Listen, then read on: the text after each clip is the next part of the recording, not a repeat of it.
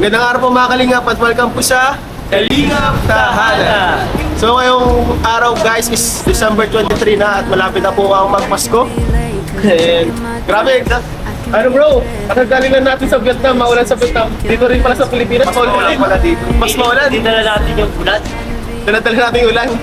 And ngayong araw guys, dahil nga magpapasko na, ay magkakaroon tayo ng challenge. Challenge? Challenge na naman? Challenge syempre bro. Di ba yung prank? Hindi to prank bro, totoong buhay to. Ito po ay challenge natin kay Jezebel. Ano, Jezebel o Jezebel? Jezebel. Jezebel. Jezebel. Oh, Jezebel. Sagutin mo ang ating mga Katanungan. So, bye-bye. Tapos na ang vlog. Tapos na po. Bye-bye. Hindi, biro lang po mga kalingap. So ngayon guys, ang ano natin, ang challenge natin is 500 pesos Noche Buena challenge. Kaya tayo. Ikaw bro, kasya pa bro ang 500 pesos pang Noche Buena. Kulang na kulang sa Pero ano, depende sa mga kukunin ni Jezebel. Sabi nila sa TV Patrol, kasya ang kasya daw eh. Pansit. Sa pansit, kasya sa pansit yun. Pansit Canton. Ganito. Ikaw bro, kasya pa? Itlog, mga ganun lang. Kasya pa bro? Di na bro, wala talaga abutin yan bro. Ikaw? Pamasko nga, pag binigay mo nga yung 500 na pamasko, nag-reklamo na yung rabata. Grabe ano? Siya nga no? Ikaw Jezebel. Wala nang halaga no. Parang di po. Pero dati, pag nagpapasko kayo, nung ginagawa niyong pamilya, pag nagpapasko kayo, Ano po, kunting salo-salo lang po. Pagod ng pansit. 500 pesos lang din yung budget na dati. Hindi, magkano ang budget niyo dati? Nasa 1K. Nasa 1K? Grabe. Pero kung 500 lang po, pagkakasya. Kasi try natin eh. Kasi sabi nila, Gagawa na lang ng paraan. gawa natin Ito ang eh. paraan. 500 lang yung budget eh. Oo, huwag na tayo maging maluho. So, tara guys. Isang piraso lang po. Sibuyas, bawang, tapos Tingnan natin kung saan naabutin tong 500 pesos na to. So, tara guys, let's go. So, dahil 500 lang ang budget natin guys, dapat maliit lang din ang lalagyan. ganito lang yun. Maliit lang, no? Yun yan. Kailangan pala lagyan natin. Makasiguro tayo bro, magre-ready tayo ng calculator para hindi na tayo magbabawas. Oo. Para di tayo sakto-sakto. Bro, wala ka bang tiwala sa akin sa ano? Meron naman, pero may Ano ko yun eh? tayo mo yan. Oo, yun lang. Kaka-tiktok mo yan, bro. Ay, sorry. Panood yun. So, Jezebel, anong una mong kukunin? Ano sa tingin mo yung pinaka, ano niyan, kailangan mabili dyan? Pansit po. Pansit! So guys, tara guys sa pansit. Pansit daw po sabi ni Jezebel. Ano yung karaniwan yung handa tuwing Pasko? Pansit. Pansit talaga? O sige, kuha ka na ng pang pansit mo. David, calculator? Baka sumobra agad, yung pansit pa lang, sobra na.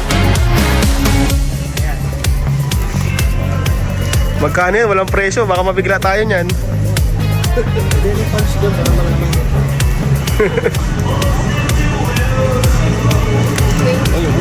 Magkano? Isa yan? Parang hindi pa nagano. Item na pound. Wala, nalito na sila dito pa lang. Ayan, 21. Golden egg pancit. 21 lang bro. Kung pwede ka magkuha, gano'ng kadami niyan? 21. Ilan kayo magkakapatid? Madami po kami. O di yung kasya sa inyong pamilya. Parang pang isang tao lang yan ay. Oo. Siguro pagkakasya natin.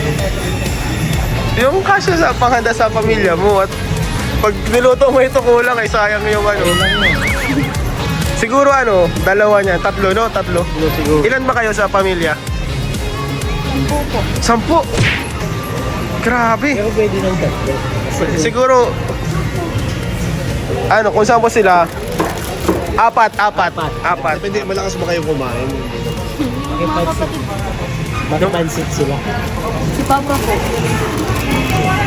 O di apat, no? Apat. Pag inula, sa kapitbahay ka na lang mangingi.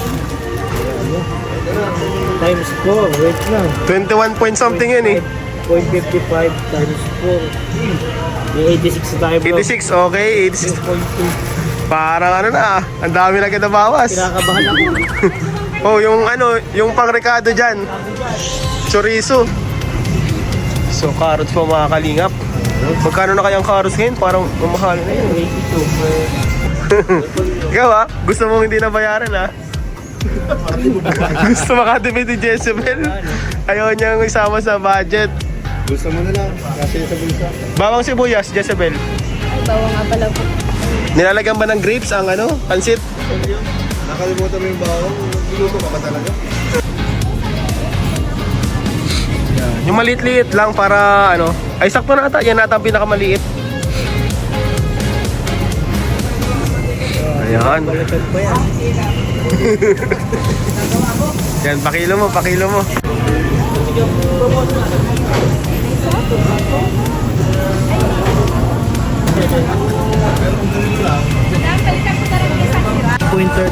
Magkano na? Magkano? Add natin ha, para sure tayo ha. 12.71 plus 5.54 plus 12.71 Grabe na po problema na tayo. 22.47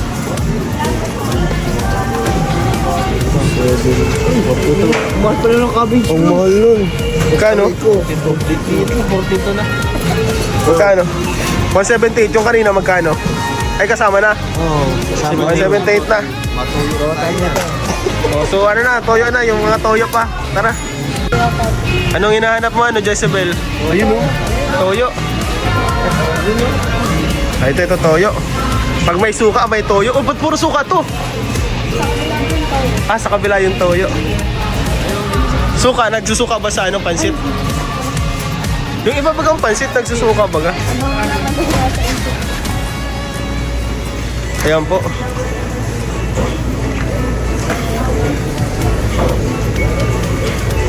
Wala ba ditong SM bonus? Mura yung SM bonus eh. Ito lang yung sa SM ano. Magkano yan? 10.85 bro.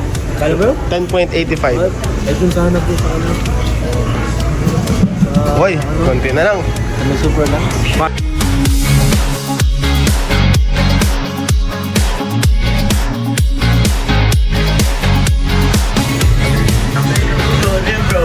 Mantika bro. Mantika. Magkano yan? Mantika mo? Jezebel, magkano? 36 po. 36.6. 36. Sige Ayaw bro. mo nito? Ito, olive oil. Ay, ubos agad. Mantika pa lang, ubos na. 543 na. Kulang pa.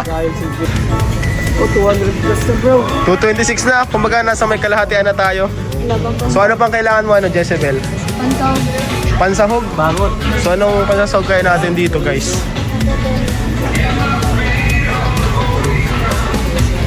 So kapag ganito po mga kalingap na 500 lang ang yung budget, talagang lalagpasan mo naman na yung mga medyo mga mamahalin na pagkain sa mga sa mga regalo. Oo. Talagang pipiliin mo yung mga sasuwak na sa budget mo. Siyempre, kung ganyan lang talaga ang budget, wala tayong magagawa kundi pagkasahin natin. Ayan, chorizo. Magkano yan? Tanong mo daw doon kay ate, magkano yung chorizo? Mahal na po kayo ng mga 20 daw po ang isa. 20 ang isa. Bali ilang chorizo ang babangot mo? Dalawa lang. Ah, sige, dalawa ng chorizo. Di bali 40 na yan. Di dito mo na yan. Bro, plus 40 bro. Kalo bro? 40. Mahal naman yun bro. Ako yung kinakabahan. 40. Uy, lagpas ka na sa kalahati. Lagpas ka na sa kalahati ng budget. Ano pang kailangan mo? Panghanda, bukod sa pansit. Ano? Tinapa. Tinapay dun. May tinapay dun. Yan o, super loaf. Marby by Marby. Or pwede ka rin naman mag ganito. Pumili ka. Magkano yan? Iano natin doon. O sige, i-punch natin kung magkano. Moment of truth. Magkano? Yan. Okay, iba yan, iba yan. Okay. Ayan. 78.45. Grabe ang mahal ng tinapay, bro. Yun na lang. 0.45. Ano? 304. So may 200 ka pa. Kuha ka ng oil. Meron na, may oil na. Ayun o, star margarine. Saan mo yung lalagay? Ay, dyan. That is the combination pala. Sige, sige. Kulay pink, pampatangkad po ni Jezebel. Magkano yan? Yan o, 37.20 bro. Yes. 27. Dami pa. 341. Ano pa? Ang dami pa. May pansit ka na, madami pa sobra. Ilan na lang bro ang budget natin? Ay, grabe. 150, ano na lang, 59. Ito ano, Jezebel, spaghetti. Sige po. Yan, 122 bro. Lagay mo. Pansit bro. 122. Ang buhay. Pampahaba yan ang samahan, pampatibay. Bro, may pansit na, may spaghetti pa. Maramit na tayo bro. Siguro ang kulang na lang yan. Ano? Hindi na sila mamamatay nito. Pang-vampire na yung buhay. Buhay na kayo. Magiging na silang immortal. Siguro kailangan mo ng pambangot dito, corn dip. Yun sa tira niyan, ano. So tara, natin. Pala talaga. Magkano na? Ikaw ba bro, hindi ka ba mabubusog dyan? Mayroon ka ng pansit, mayroon ka pang spaghetti? Hindi ko na alam. Tama nga pala. Ano? Pwede naman pala talaga 500. Hindi, kasha. Kaya pala. Pero wag ka na mag-expect na yung may mga chicken, ganyan, hamon, wag ka na mag-expect. Talagang puro pampahaba ng buhay lang. Okay na ako dito. Tama sila guys. Tama ka, maling-mali ako. Ayan ito. Ano yan? Yan, Lucky 7, sesortein ka talaga dyan. 19, bro, 19.5. Perfect. Plus 19.5. May 12 ka pa. Or 11. lang ang bibili natin dito. Ano mabibilis mo sa 11? Pansit Canton. Bro, baba ulit. Bumaba na naman. Meron ka pang 11 pesos. Anong bibilin mo doon? Oo. Ay, panghimagas, ano? Candy. Bro, problemado na si Jezebel. Wala na siyang maharap. Ano ba to? 11 pesos. Dito na siya guys napunta sa Sogo. Mik. Bro, kailangan ko may mag-donate sa inyo bro. Kasi 11, kulang siya ng 6.8 pesos. Yes, again. 6.8. Tayo bro. Ako din, hati niya. Akin 0.8. 6.8 pesos. Bro, divided by 4. Sa Vietnam. Do-donate ko na to bro. Grabe. Bro. Sobra yan bro. Ha? Sobra. Hindi, okay lang. Pamasko na lang kayo Mesa. Ganito na bro ah. Ganito. 17. 11 na lang yung ano niya. Plus 17.5. May 0.5 pa. Uy, piso lang pala bro, kulang. Kulang pa lang kulang. Oh, piso na. May 0.35 pa. Uy, yung 0.35. Dosen mo ma. Gawin mo ng dos. Grabe ka naman, boy. Man, boy. Oy, 5 piso. Wala na sobra. Di pwede. Dapat sakto eh. Dapat sakto eh. Ang yaman mo naman yan. 1 piso ako dito. Ito, pambili na ng Coke. Kaso wala. Ang cook na yan ah. Lambarya talaga. So ito, okay na to. Ito na guys, yung 500. Ito po yung total niya. 501.35. So, sa tingin mo mabubusog na kayo dito? Palakpak na si Jezebel eh. Natuwa siya, ano? May ambag na ako. Uy, let's bro. Ayan. Bro, mamaya mo na yan. Mamaya mo na yan.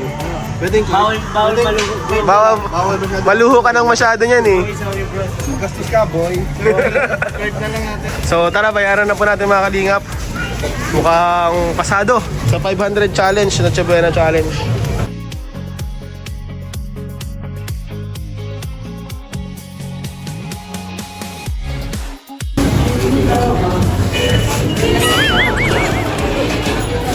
Mali yung Mali ang competition. competition natin. So ayun po mga kalingap, tapos na po yung 500 peso Noche Buena Panganda Challenge natin kay Jezebel. Kay Jezebel.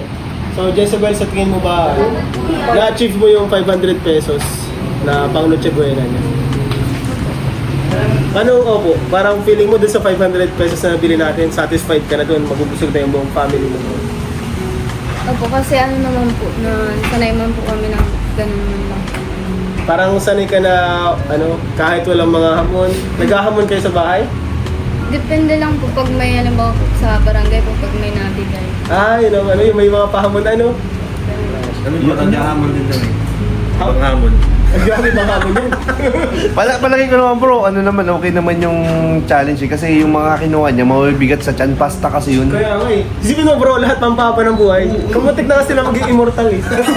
Baka yung vampira na to. May pansit. Feeling ko mananalo naman siya sa Rapoy. Ay, oo, may parapol sa Christmas party ng ano, no? Christmas ball ng Kalingap. Kalingap ball. So doon po sa 500 peso challenge, ang nabili po ni Jezebel is yung pansit. Ang pansit, pati yung mga sangkap, andun na, may chorizo pa. Tapos may spaghetti. 1 kilo yun, ano? Opo. Tapos may corned beef. May corned beef pang bangot. Tapos may panghimagas pa, mikmik. Mimik-mik. Mikmik. Kinapay. Isang balot. Tapos meron pong ano, kasi po nagsobra lang po siya sa 500 kasi may VAT po pala, mga kalingap. Yung computation po namin, 501 lang. Kaso dahil po sa VAT, naging po siyang 548 pesos. Grabe, pahirap talaga yung bat na yun. Dapat tanggalin na yun, no? Kaso ganun pa ano? Oo. Paano yung kung budget mo ganun lang? Ano ba yun? Yung 500 peso na yun, kasama na ba yung bat o hindi pa? Kasi may mga kalit eh. Parang ano, nadoble. Nadoble, no? Double pa. Pero ang mahalaga naman para sa akin bro, kapag Pasko, ang mahalaga bukod sa nakahain sa mesa is yung mga taong kasama mo. Kompleto. Kompleto ang pamilya. Ikaw Jezebel, ano yung mga ine-expect mo or wish mo kapag darating ang Pasko? Yun nga po, kompleto po yung pamilya namin. Kompleto. Kasi bihira man lang din po kami magkasama-sama. Bihira lang na magkasama-sama.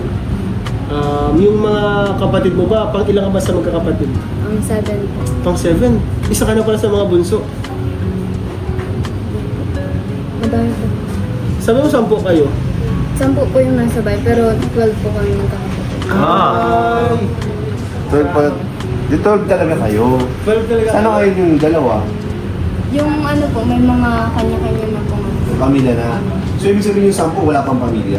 Ano po, yung nasa bahay po kasi may mga pamangkin ko na po yun, diba? Ay! Kasi ngayon po, nakikituloy lang po kami sila mama. Nakikituloy lang doon Sa kapatid ko po. Ano yun, yung pinagbabalagan nila Kalinga Prab doon? Yung bahay po namin ngayon, inaayos namin. Doon kasi nakita ko yung vlog nila Kalinga Prab sa inyo, grabe. Kung 12 kayo doon, grabe, sikip na sikip kayo doon. Hindi na kayo magkasya doon, ano? Pero sa tingin mo ngayong Pasko makukumpleto kayo doon, magkakapamilya? Hindi po. Hindi. Bakit? Nasaan yung iba mong mga kapatid? Yung iba po nasa malalayong lugar po, dito po makakauwi. Baka nagbakasyon nyo na sa abroad. Hindi po. Malayo eh, sabi mo. Sa ano po, Batangas. So ano pala? So parang imposible pala na makumpleto kayo ngayong Pasko. So ano na lang yung mo, parang wini-wish mo ngayong Pasko na mangyari? Ano po, mga buong buhay po ni mama tsaka ni papa. Tapos yung healthy po yung pangangatawan po nila. Yung mama at papa mo? Pag sabi ko, hindi mo buka. Sakto bro ah. Sakto, healthy. Hindi ko napigilan. Hindi ko napigilan bro. Ilan taon na ba sila mama at papa? Po? Ilan taon na? Si papa po nasa 60 plus na po, tapos si mama 50 plus.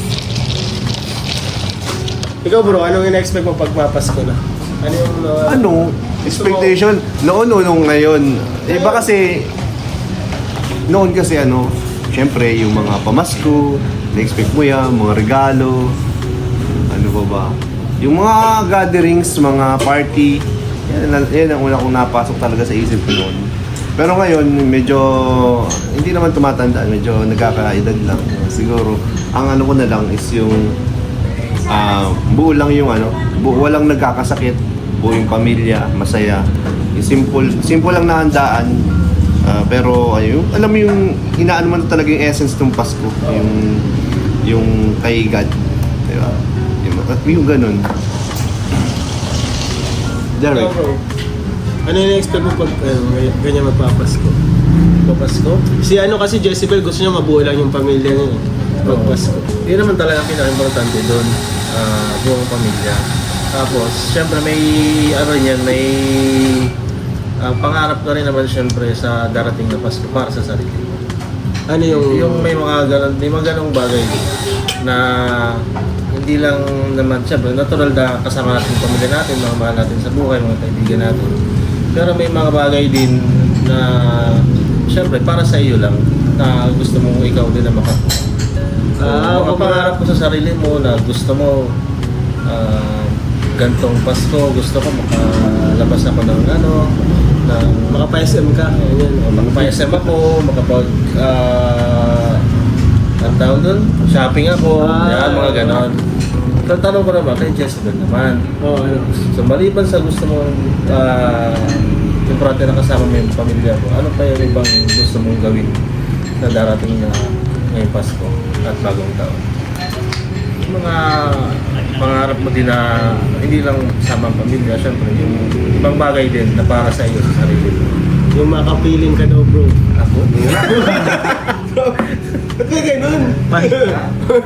Medyo malalim pala, pero siguro naintindihan ko naman. Sample. Kunyari, gusto mo ng bagong cellphone. Yan, ganyan. Sa akin po, ano lang naman pang wini-wish ko po, yung tuloy-tuloy ko na maayos yung bahay. Sa bahay. So para sa marami, para sa buong family nila yung wish niya. Wala ka ba yung para sa sarili mo lang? Wish mo para sa sarili mo? Ano lang po, parang din healthy din yung pangangatawa. Sa sarili mo gusto mo maging healthy ka? Mukhang healthy ka naman eh. So yung may sponsor sana ng iPhone. Kaya Kaso wala naman pala siyang wish.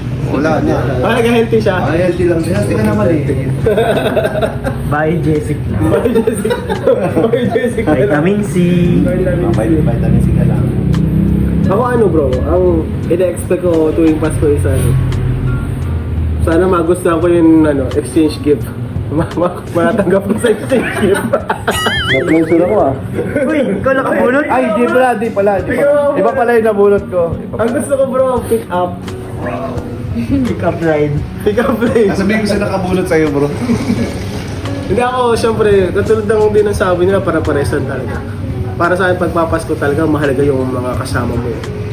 Kasi minsan, Malungkot, di ba? minsan sobrang dami mong pera, kaya mo nang bilhin lahat. Pero darating yung Pasko, mag-isa ka lang.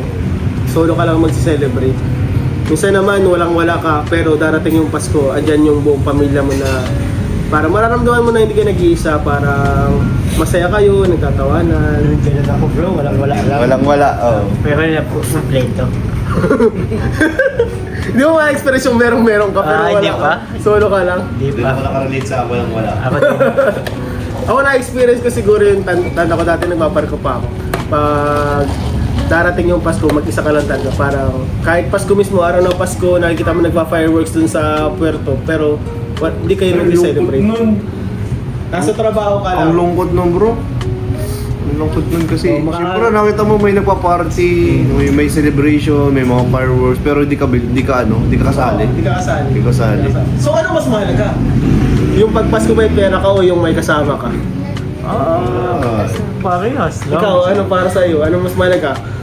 Pag Pasko, marami kang pera, wala kang kasama, o may kasama ka pero wala kang pera. May kasama po. Uy, Pero walang pera. Malay niyo po, yung kasama ko may pera. tangalo! Very good. Dami lang yung kasama mo para more chances. More chances. Tama nga naman. Kaya nga naman. Yung kasama ko na lang, sana may pera. Iniiba na lang yung kasama Di mo. bali wala lang akong pera, basta siya meron. Ikaw bro, para sa'yo, mas mahalaga. Mahalaga. Paano ba daw? Hindi ko pa kasi na-experience yung mag-isa na maka-Christmas na mag-isa. Pero siguro, mahirap talaga yun. Mahirap yun. So, doon ako sa sa may kasama talaga. Ikaw bro. Ako? Oo. Doon ako sa hindi ko pwede na-experience yung mag-isa tapos may pera eh. Laging may kasama at walang pera. Pero masaya yung yung may kasama.